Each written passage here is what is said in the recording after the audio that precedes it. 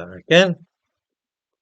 One of the things which I find slightly irritating these days is that we never read in newspapers or hear on television the true explanation for the difficulties faced by ordinary people in Britain. This is not because the nature of these difficulties is too complex readily to be understood by the average person. It is easy enough to outline the nature of these problems in a few minutes. It is rather that the root cause of many of them lies in immigration, and these days even the very word itself is regarded as being somewhat unsavoury. When last did viewers hear anybody talking about immigrants? We these days to call this migration rather than immigration. I thought that just looking at and explaining in straightforward terms one aspect of the problem caused by immigration might do to begin with. We all know that there is a desperate shortage of affordable accommodation and that the new government has promised to build 1.5 million homes to alleviate this problem. Let me explain why it won't do anything at all in that direction and will actually be pointless. In the last 7 days, a total of 1,120 illegal immigrants crossed the English Channel. 427 of them arrived yesterday alone. I give a link in the description to this video to the government website from which this information is taken. These people will all ultimately need homes because they're all going to remain in this country for good. According to the Office for National Statistics, a government agency, the average household in Britain consists of 2.4 people. I give a link to this figure. This means that it will be necessary to build 466 new homes to accommodate just the illegal immigrants who have arrived in the last week.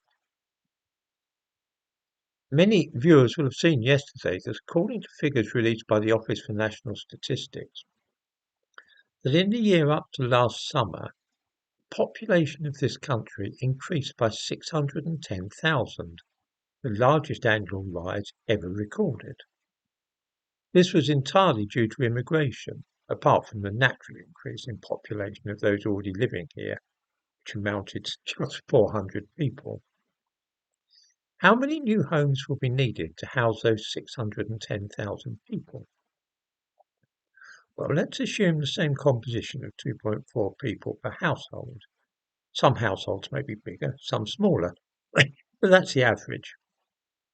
This means that we divide 610,000 by 2.4, which tells us that we shall need more than 250,000 new homes just to house 1 year's worth of net immigration. That is to say, the number of people overall by which the population of this country increased. Actually, we will need 254,166 new homes, which is a lot of new homes. The reality is that almost all these people will live in England. Few might go to Scotland or Wales, but almost everybody coming here wants to live in England, preferably in and around London.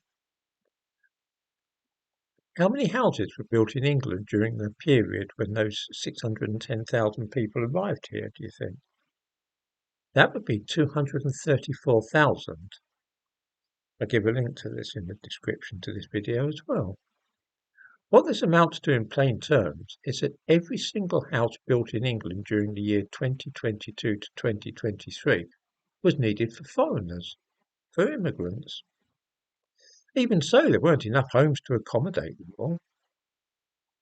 Labour are promising that they will scrap restrictions on building on the Green Belt and impose compulsory targets on local authorities to build new homes, and that this will deliver a whopping 1.5 million homes over the next 5 years. It's exceedingly doubtful that they will manage that. If they manage half of that, or say 3/4, they'll be doing pretty well. Perhaps they will manage 250,000 homes a year, which would be more than is currently being built. It would be great. But at present rates of immigration, according to the latest figures, that wouldn't even be enough to house all the immigrants coming here.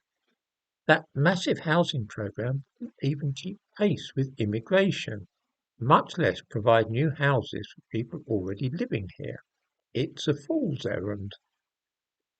Of course, you might think that immigration will fall under this new Labour government, but few of us think that likely. And that's why there's very little point in embarking on the ambitious building plans which we're hearing about. There's not the least chance that it will even keep pace with immigration. And even if by a miracle it did, the only beneficiaries are likely to be foreign immigrants who will need every single one of those houses. Perhaps instead of denouncing me in the comments here as a racist demagogue, viewers who think that I am mistaken could check the figures I've been using and explain why they think I am wrong about this.